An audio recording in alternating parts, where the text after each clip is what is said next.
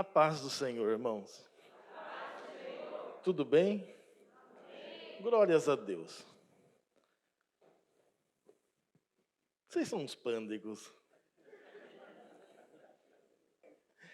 Quem trouxe um exemplar da Bíblia Sagrada, seja ela qual versão for, Neemias capítulo 3.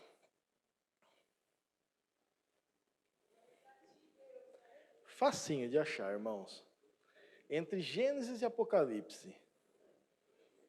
Tranquilíssimo. Deus abençoe, irmão Valmir. Ache Salmos, volte um pouquinho para trás de Salmos. Vai encontrar Jó, um pouquinho para trás Esther e um pouquinho para trás Neemias. Amém? Eu sei que eu fiz uma promessa alguns tempos atrás aqui que eu pregaria sobre os 3 juízos do Apocalipse. Eu já preguei 2, mas hoje eu não vou pregar sobre o terceiro, o último, que é o tribunal de Cristo. Vou deixar para uma próxima oportunidade. Hoje eu vou pregar sobre um livro histórico. Faz muito tempo que eu não prego nenhum livro histórico. E vamos ver se eu não estou enferrujado, irmãos. Diz assim a palavra do Senhor, Neemias capítulo 3. Então, o sumo sacerdote Eliasibe se levantou com seus irmãos, os sacerdotes, e reconstruíram o portão das ovelhas. Eles os consagraram, colocando os portões no seu lugar, e continuaram a reconstrução até a torre de Sem e a torre de Hananel. Amém, irmãos? Pode sentar. Marcinho. Hoje o Tiago não veio, Marcinho. Aí, você vai ter que pregar comigo, né? Irmãos, vamos dar uma voltinha lá em Jerusalém, só que é Jerusalém destruída. Mais ou menos 570 a.C., Nabucodonosor invade Jerusalém, a cidade de Jerusalém, capital do reino de Judá. Quando ele invade Jerusalém, primeiro são 3 invasões. A primeira invasão ele leva os príncipes, os principais, aqueles que são da nobreza.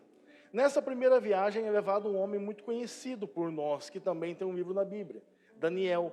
Ele é levado muito jovem para Jerusalém, mas ainda Jerusalém não tinha sido destruída.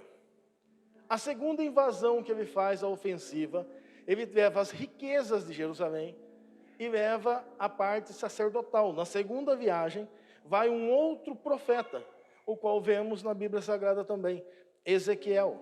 Esse fazia parte dos sacerdotes. Daniel fazia parte dos nobres, era um dos príncipes. Ezequiel fazia parte dos sacerdotes. E sobra nesse momento em Israel um outro profeta, chamado Jeremias. Por isso não se esqueça de quando ler a Bíblia, quando você for ler Daniel, Ezequiel e Jeremias, eles profetizam ao mesmo tempo. Eles vivem no mesmo período. Então estão falando do mesmo assunto, cada um em um lugar diferente. Daniel está falando dentro da Babilônia, enquanto Ezequiel está falando à beira do rio Quibar, em outro local, mas do mesmo assunto. E aí vemos também Jeremias no meio de Jerusalém, que agora está começando a ser devastada. Quando ela é completamente destruída, invadida e posto fogo na cidade de Jerusalém, derrubam-se as portas de Jerusalém. Jerusalém tinha 12 portas. 12 portas tinham em Jerusalém, e inclusive tem até hoje. A cidade antiga de Jerusalém tem 12 portas. Das 12 portas foram todas elas devastadas e destruídas, arrancados seus portões combatentes e tudo. Boa parte da sua muralha foi derrubada. Quando Neemias vem, depois dos 70 anos de cativeiro da Babilônia, que Neemias recebe a autorização do rei para voltar, para reconstruir Jerusalém, porque Neemias está triste. Neemias é o copeiro do rei. E aí, quando o rei começa a ver Neemias cabisbaixo, triste, fala: o que está acontecendo? O meu copeiro, aquele que serve e experimenta a minha comida, que cuida das minhas roupas, prepara a minha cama, eu não posso ver ele triste. e pergunta para ele. Ele fala: eu não posso estar alegre, porque a minha cidade, a cidade do meu Deus, está destruída. Jerusalém estava devastada. Então ele recebe a ordem para reconstruir Jerusalém. O rei autoriza que ele vá em Jerusalém para começar a reconstrução. Quando ele chega, ele vê que a situação está incrivelmente pior do que ele imaginava. E ele começa a se lamentar, andando sobre as ruínas de Jerusalém, onde tem chacais passando dentro daquela bela cidade. E agora ele começa a observar que as suas muralhas estão caídas, e suas muralhas estão caídas. E uma cidade de antigamente, e hoje também, se ela não tem sua defesa, o que é uma cidade? O que é uma cidade sem muralhas? O que é uma cidade sem porta? O que seria da sua casa se não tivesse um muro e um portão? Seria um alvo muito fácil. E se não tivesse portas na sua casa? O que você faria? E ele observa que Jerusalém está destruída, está naquelas condições, e ele começa a chorar, e começa a clamar ao Senhor, e tem uma brilhante ideia: vamos reconstruir Jerusalém. Por onde? Como se começa uma reconstrução? Pensamos, vamos reconstruir o templo? O palácio? Por que não vamos reconstruir então as pequenas cidades primeiro? A casa dos médicos, trazer as pessoas? Não. Vamos começar reconstruindo os muros. Vamos fechar a nossa cidade novamente. Vamos ser reclusos novamente. Vamos nos defender primeiro. Porque não existe uma cidade, um reino ou ninguém que vai conseguir prosperar e crescer se primeiro ele não tiver a sua autodefesa. Então vamos reconstruir essa cidade. É nomeado para reconstrução 12 famílias. 12 famílias, não são tribos. 12 famílias são nomeadas para reconstruir todas as portas de Jerusalém. E a porta das ovelhas fica nomeada para a família sacerdotal. Por quê? Porque a porta das ovelhas era a porta mais perto que se tinha do templo de Jerusalém. Mas o que tinha de tão importante na porta das ovelhas? A porta das ovelhas era a única porta de Jerusalém que não tinha ferrolhos. A porta das ovelhas não tinha trancas. Era a única porta que você poderia entrar e sair por ela a qualquer momento do dia ou da noite, tranquilamente. O que tem de importante nessa porta para que os sacerdotes vão reconstruir essa porta? Porque a porta que se entrava, as ovelhas. Que ovelhas que entravam, Fernando? As ovelhas para o sacrifício, no templo. Aí você começa a entender então por que essa porta começa a ser reconstruída pelos sacerdotes, levantada pelos sacerdotes. Porque tem um momento na nossa vida que a gente começa a reconstruir a nossa vida, que está em ruínas, seja ela por situação que seja. E quando vamos começar pela porta, a primeira coisa que devemos levantar é as nossas portas das ovelhas das nossas vidas. Restaurar o nosso sacerdócio, a nossa comunhão com Deus. Não tem como se levantar e colocar de pé se você não tiver, primeiro, bem com Deus. Seu casamento não é restaurado se você não estiver bem com Deus. Sua vida financeira não é restaurada se você não estiver bem com Deus. Sua vida não é completa sem Deus. Vamos então cuidar das portas das ovelhas. Vamos. Que precisamos então... O que tem de tão especial, irmão Fernando, na porta das ovelhas? A porta das ovelhas, essa a qual foi construída agora, depois o máximo que fizeram nela, ela foi reformada de alguma forma pelo rei Herodes para deixar a cidade um pouco mais bonita. Mas esta mesma porta foi a porta a qual Jesus entrou em Jerusalém, montado em um jumentinho. Eu vou abrir um parênteses aqui para explicar um pouquinho o porquê desse jumentinho. Os irmãos da escola bíblica já saíram um pouco na frente, né, Carvão? O jumentinho não é um carro 0 km da época, como talvez você já ouviu. O jumentinho novo que nunca tinha sido montado, não é porque Jesus montou numa Ferrari que existia na época, não. O jumentinho é um animal de carga. E Jesus, quando ele está entrando em Jerusalém, embora o povo começou a jogar ramos, dizendo que ele era o rei, você entende que quando ele está entrando no livro de Marcos, ele não está entrando como rei em Jerusalém. Ele está entrando como uma ovelha. Ele está entrando como uma oferta. Ele está sendo oferecido para o sacrifício no templo. Quando então Jesus entra montado nesse jumentinho, nessa porta que foi restaurada por esses sacerdotes, ele está colocando a vida dele à disposição da salvação de muitos. Colocando sua própria vida para a salvação de muitos. Se entregando. Jesus não foi morto. Nunca repita isso. Jesus se entregou à morte. Ele não teria sido morto se ele não tivesse se entregado à morte. Não existia força na terra, fora dela ou em qualquer lugar, com o poder de tirar a vida de Cristo, se Ele mesmo não tivesse nos dado sua vida em favor de nós. Montado num jumentinho, ele atravessa por esta porta e começa a grande restauração da humanidade. O pecado perdeu, porque essa porta foi restaurada.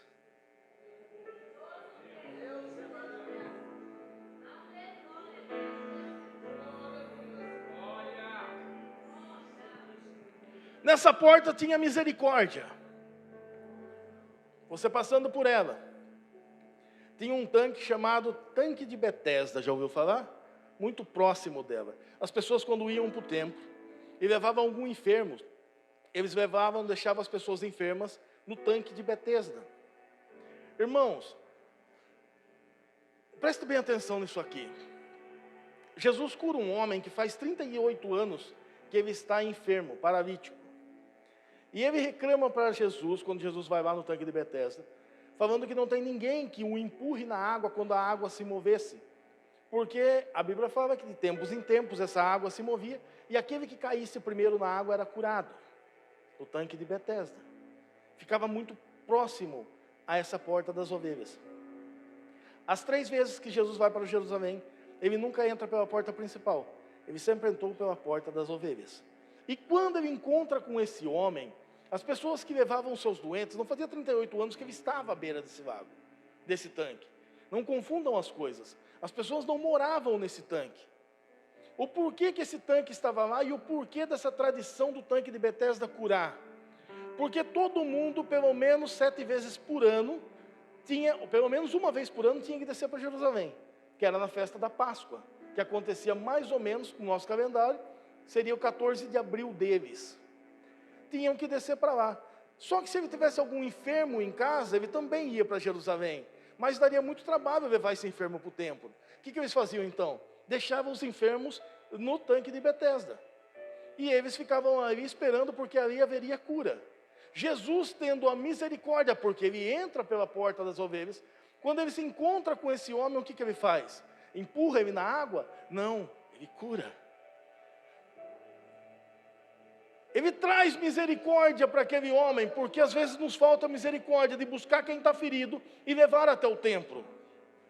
Achamos que vai dar um pouco de trabalho, então é melhor deixar ele lá no Tanque de Betesda. Deixa que Deus cuida, não é assim que a gente faz? Não é? Deixa que Deus toma conta. Não, eu não vou pegar prova com a mão. Não cuidamos porque não temos misericórdia, porque ainda não entendemos o que foi restaurado na vida, em Jerusalém, que foi a porta das ovelhas. Quando não temos misericórdia, estamos com problemas nas nossas portas das ovelhas. Jesus age de misericórdia, passando pela porta das ovelhas. Mas a porta das ovelhas também tem um outro detalhe. Porque chega uma hora em que ele fala, eu sou o caminho, a verdade e a vida. Ninguém vem ao Pai se não for por mim. Em outro versículo ele vira para os homens e fala assim, eu sou a porta. Eu sou a porta. E sabe por que ele é a porta, irmãos? Eu vou explicar. Olha como é gostoso ser ovelha, Márcio. Olha como que é bom ser ovelha. O aprisco, irmãos, quando o senhor vê na Bíblia aprisco é um local redondo, mais ou menos uma arena redonda, baixa, tem mais ou menos 1 metro de altura. Dentro desse curral redondo, tem uma espécie de uma cabaninha e uma porta, bem estreita, só passa uma ovelha por vez. Quando o pastor vinha trazer suas ovelhas, ele parava nesse curral, ele ficava em cima daquela porta, naquele travessão que tinha na porta, com suas pernas mais ou menos assim, e as ovelhas passavam por baixo da perna do pastor. E ele contava as ovelhas e sabia quem é que estava passando ali, nome por nome, porque o bom pastor dá a vida pelas suas ovelhas, e conhece as suas ovelhas, e as ovelhas ouvem a voz do seu pastor, e o seguem. Aí você vê a passagem do bom pastor, que é uma parábola, e que o próprio Jesus está contando uma parábola, uma história, e ele está falando sobre ele, contar as ovelhas, e faltou uma. Como que ele sabe que faltou uma? Porque a porta das ovelhas não tem tranca, nem para entrar e nem para sair, é livre. Jesus não nos impõe nada. E quando ele começa a contar, entrou o Jair, entrou o Toninho, entrou o Alex, entrou a missionária Roseli, mas cadê o Fernando? Opa, o Fernando não entrou. O Fernando não passou por mim, que sou a porta restaurada para ele. Eu vou buscá-lo. E não tem quem possa com o amor de Deus. Não tem. Não tem quem possa com a graça de Cristo derramada sobre as nossas vidas. Na porta das ovelhas, tem o cuidado divino nela. Muito bonita a história, não é? Mas precisamos restaurar essa porta. Eu preciso restaurar as portas das ovelhas da minha vida. Talvez ela está aberta, escancarada, e está entrando o lobo aonde era para entrar ovelhas. E eu, como sacerdote, porque é uma porta que os sacerdotes restauram, eu não posso permitir que na minha vida entre aquilo que é imoral. Eu não posso permitir que na minha vida vai entrar aquilo que é impuro. Eu não posso permitir que na minha vida vai entrar aquilo que roube a minha salvação, que roube minha graça, que roube minha comunhão com Deus. Por isso, eu tenho que reparar as portas da minha vida. Eu não posso permitir com que na minha vida entre tudo aquilo que não presta. Para isso é que tem uma porta, para não deixar os ladrões entrarem, para não deixar as feras entrarem, para não deixar o lixo entrar. Jerusalém tem uma outra porta, chamada Porta do Monturo. Essa porta não abre por fora, só por dentro. Ela não abre por fora. Até hoje, as trancas delas não são por fora, só por dentro. Significa que o bicho não vem de fora para dentro, ele só sai. A limpeza, eu tenho que limpar a minha vida. Eu tenho que tirar dela a imundícia, a impureza. Eu cuido da minha vida, eu sou o sacerdote da minha vida. Coloca isso no coração de vocês. É você, no individual, quem vai decidir o que vai assistir, o que vai fazer, aonde vai passar um fim de semana. É você quem vai decidir se vai abrir a Bíblia ou vai deixar ela empoeirada. É você quem decide. Se vai cantar louvores ou cantar Amado Batista, tem ainda? Você decide. Você escolhe como vai ser sua vida. Porque você é o sacerdote. Sua vida é uma porta aberta? Ou sua vida tem trancas? Ou você abre a porta somente para aquilo que é puro, somente para aquilo que é santo, somente para aquilo que agrada a Deus.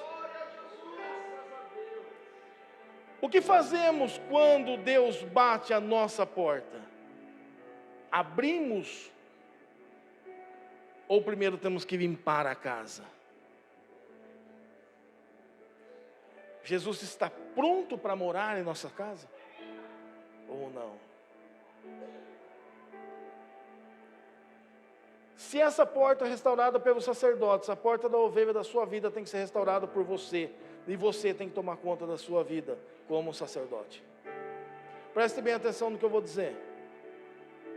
Em Apocalipse, a última igreja, chamada Igreja de Laodiceia. Todo mundo já ouviu falar dela, né? Arrepia o fio do cabelo quando você ouve dela, não arrepia? Então vou acalmar o coração de vocês. Sabia que Cristo não apresenta nenhum pecado de Laodiceia? Tá lá, irmãos. Laodiceia, Jesus não fala que Laodiceia tinha nicolaítas, não fala que Laodiceia tinha o espírito de Jezabel, muito menos Jezabel profetizando lá. Não fala que Laodiceia perdeu o primeiro amor. Não. Laodiceia, teoricamente, era uma igreja, como que eu posso dizer, boa de se congregar. Laodiceia era uma cidade que pouco antes, ou melhor, muito tempo antes, mais ou menos uns 120, 200 anos antes, 200 anos mais ou menos, ela se chamava Dióspole, que no latim significa cidade de Deus. Tinha uma estátua de Zeus no centro dessa cidade, porém, era uma cidade que não era tão próspera assim, mas era uma cidade bela. E um dia um homem, para ser mais específico, Antíoco Epifânio, ele começa a dominar várias cidades.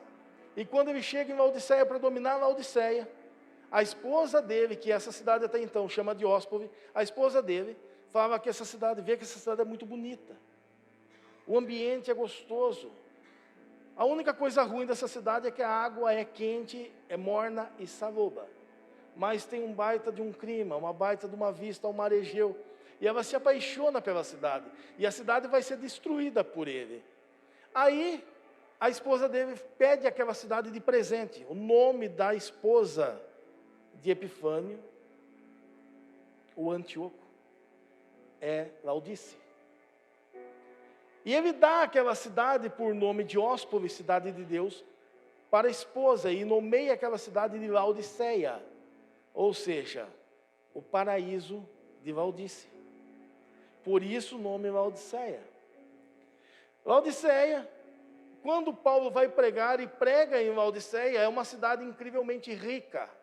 Incrivelmente rica. A cidade de Laodiceia, a igreja de Laodiceia era uma igreja que não tinha necessidade alguma. Era uma cidade que estava tudo pronto, tudo em paz. Em Laodiceia tinha palavra, irmãos, não tinha o pecado no meio do povo. Laodiceia tinha uma clínica de oftalmologia. Olha que evolução naquela época. Fazia os melhores colírios que se tinha. Laodiceia. Fazia a melhor lã que se tinha, uma lã negra, de ovelhas negras, que custavam uma fortuna.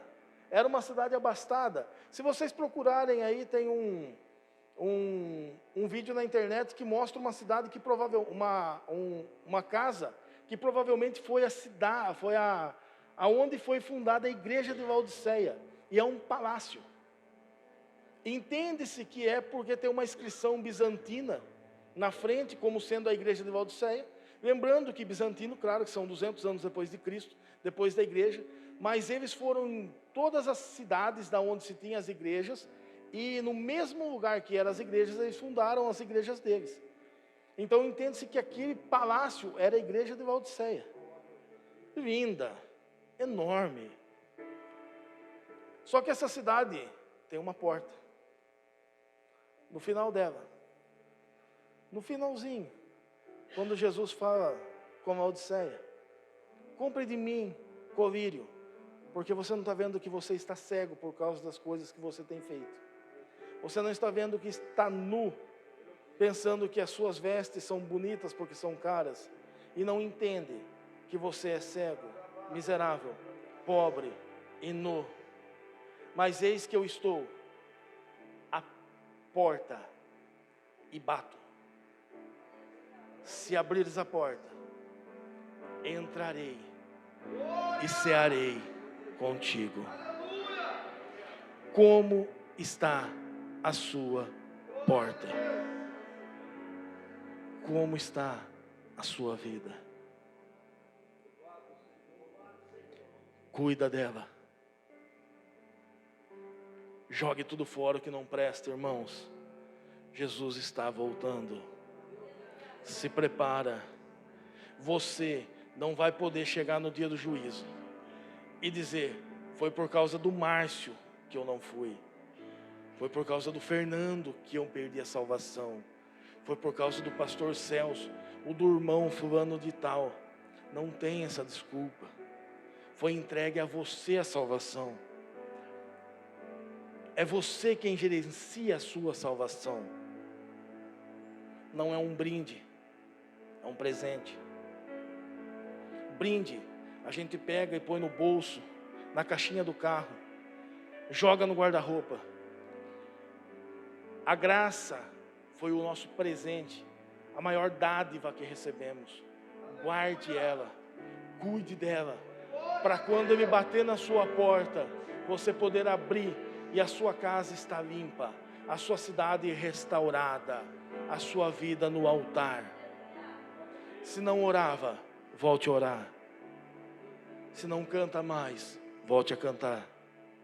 Se não lê mais a Bíblia, volte a ler. Se não estudava mais, estude. Prepara a sua vida. Põe defesas. Isso eu não quero. Para mim isso não dá. Tem amizades que tem que ser cortada. Corte. Se não te faz bem, evita. Se te faz pecar, se afasta. Fecha as portas. Restaura. Seja o sacerdote de Jerusalém. Seja o sacerdote da sua vida. Se conserve, jovem. Se guarde para o Senhor. Esse é o melhor período que se tem da vida. Estude a palavra do Senhor. Aos casados, mantenha seu matrimônio santo e imaculado diante do Senhor. Conserve-se diante do Senhor. Marido, dê sua vida pela esposa, assim como Cristo fez. Dar a vida, irmãos, é se precisar sair no frio, não é ela que sai, é você. Se precisar pular na frente de uma bala, é você quem faz. Cristo foi até a morte para salvar a igreja. Esposa, seja submissa aos vossos maridos, como a igreja é submissa de Cristo. Sim, irmãos, a palavra submissão não é tão feia assim.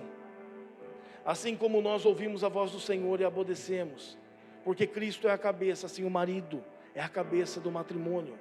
Isso significa consertar as portas. As esposas que são brigonas dentro de casa, deixem de ser. Os maridos que não querem mais tomar a frente, passem a tomar. Não é tapa na mesa que resolve, não. Sacerdócio é tão divino que ele vem do Senhor. Nesse mesmo período que eu estou vendo, foi quando surgiu as sinagogas. Sabiam disso? Quando eles estavam presos na Babilônia, surgem-se as sinagogas. Sinagogas têm chefe. No templo tem sacerdote. Se eu for muito influente, eu consigo ser chefe de uma sinagoga. Mas eu só consigo ser sacerdote quando Deus me coloca na posição. E se Deus me colocou como sacerdote do meu lar, como sacerdote da minha vida, eu vou defender até o último fôlego da minha vida a minha santidade, a santidade da minha casa e a santidade da minha família. Na minha santidade ninguém toca. Eu restauro a porta da minha santidade diante do Senhor, e o faça você também. O diabo ruge como um leão, circulando, E ele só entra se as portas não estiverem restauradas. Se as muralhas não estiverem de pé, só assim o demônio pode entrar. Só assim ele pode brincar na sua vida, na sua família, nas suas coisas, nos seus bens. Se conserve, irmãos. Peça perdão. Abraça. Cuida. Desligue o celular. Abra a Bíblia. Volte aos cultos dentro do seu lar. Os mais antigos vão saber disso. Sabe como que eram as compras antigamente? Quando chegava a compra em casa, era colocado tudo em cima da mesa, pastor. Reunia a família e orava por aquela compra. Hoje, já é um abrindo um saquinho de pipoca, o outro já sai cortando o salame, o outro já abre a latinha de refrigerante, e não tem ninguém que para diante daquele alimento e abençoa, porque o Senhor o preparou. Vamos restaurar as nossas portas. Levantem os batentes. Comecem do começo. Abençoe a sua casa. Fernando, mas meu carro é velhinho e às vezes ele não pega. Irmãos, na sua casa não tem nenhuma descidinha. Empurra um pouquinho, ele pega no tranco.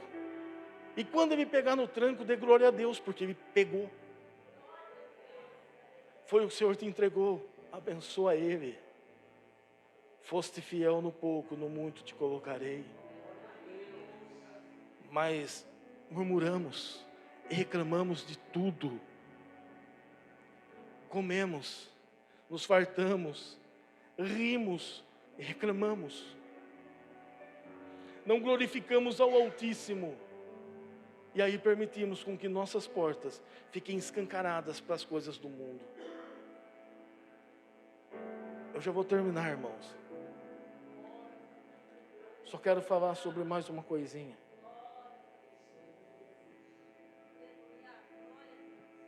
Essa vai doer, não tem problema?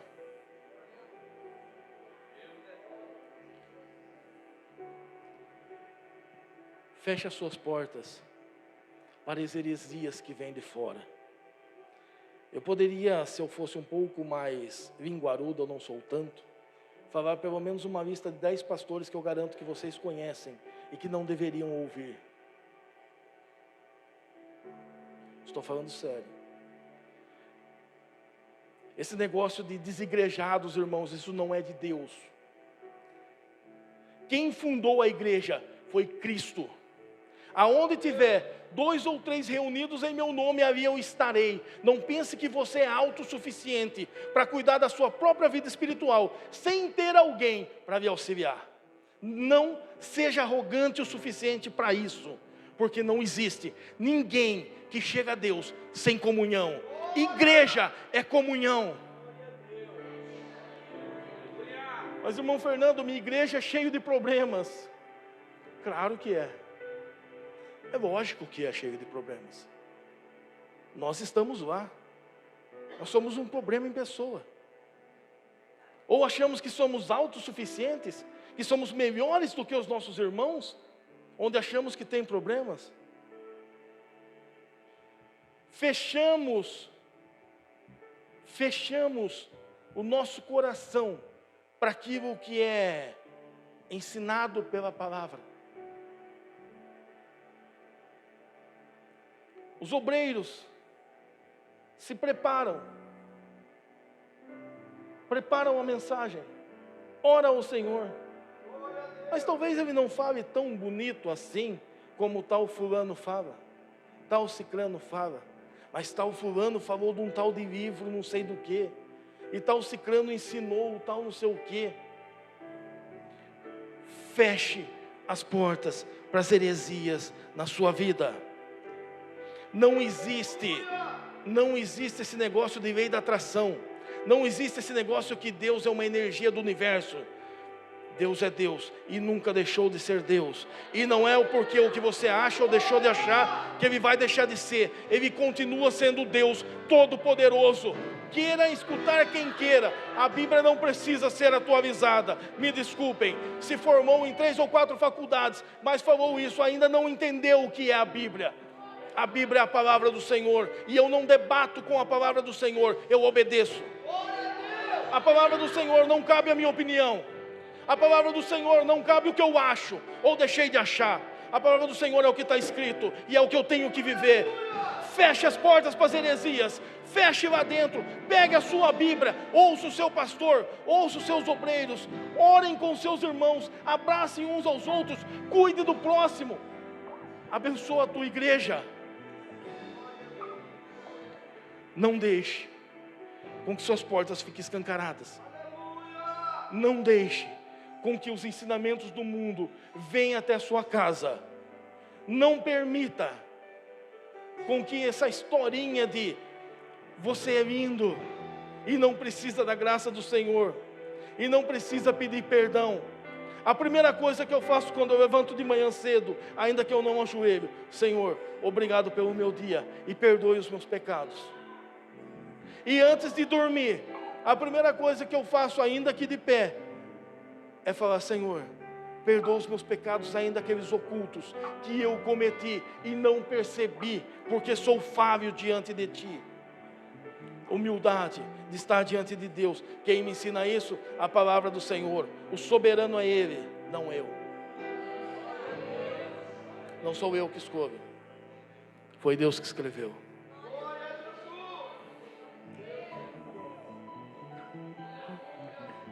Se coloca de pé, irmãos.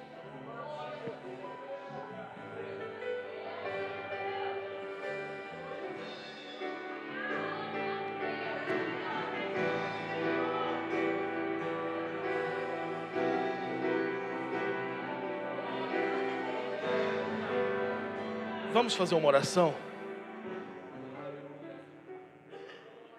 Eu costumo pregar e pôr tema em oração. Os senhores já perceberam, né? Porque na verdade, eu tenho convicção daquilo que eu prego. Eu tenho convicção. Irmãos, eu creio mais em Deus do que em mim mesmo. Ele é tão real que se eu acho que eu existo, Deus, Ele é. Porque eu existo porque eu fui criado. Ele não foi criado. Ele é. E geralmente quando eu coloco o tema na minha oração, para nós fazermos essa oração final, eu tenho só um intuito: que os senhores orem sobre aquilo que aprenderam, porque vocês não vão esquecer quando fizer isso.